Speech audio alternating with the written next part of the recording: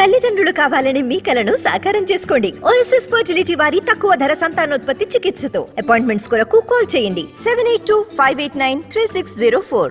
AP cabinet కీలక నిర్ణయాలు తీసుకుంది. కేబినెట్ మీటింగ్ లో 45 అంశాలపై చర్చ జరిగింది. జగనన్న ఆరోగ్య సురక్ష 2వ విడతను ఆమోదించింది మంత్రివర్గం. వైఎస్ఆర్ ఆసరా, వైఎస్ఆర్ చేయూత పథకాల అమలుకు కూడా ఆమోదం తెలిపింది కేబినెట్. జనవరి నుంచి పెన్షన్ను 3,000 రూపాయలకు పెంచుతూ నిర్ణయం తీసుకుంది. విశాఖలో లైట్ మెట్రో రైల్ ప్రాజెక్ట్ DPRను కూడా ఆమోదించింది కేబినెట్.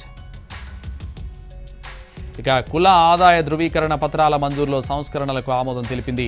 ఆరోగ్యశ్రీ కింద 25 లక్షల వరకు ఉచితంగా వైద్యం అందించేందుకు కూడా కేబినెట్ ఆమోదముద్ర వేసింది.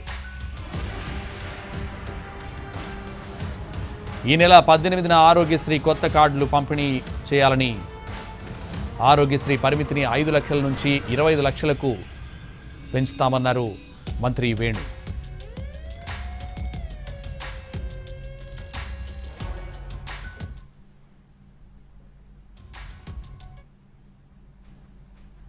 ఐదు లక్షల వరకు ఉచితంగా వైద్యాన్ని పొందేటువంటి ఒక గొప్ప అవకాశం. క్యాన్సర్ వంటి ప్రొసెసెస్ వచ్చినప్పుడు ఇప్పటికే లిమిట్ లేకుండా ముఖ్యమంత్రి గారు చెప్పారు. 27 లక్షల వరకు కూడా ఇచ్చినటువంటి సందర్భాలు ఉన్నాయి.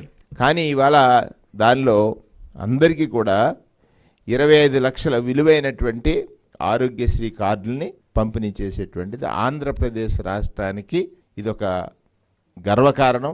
పేదవాడు పేదరికానికి భయపడకుండా బ్రతికేటువంటి రోజు. దాదాపు జనవరి నెలాఖరికి లేదా ఫిబ్రవరి మొదటి వారానికి ఈ కార్యక్రమం ముగుస్తుంది.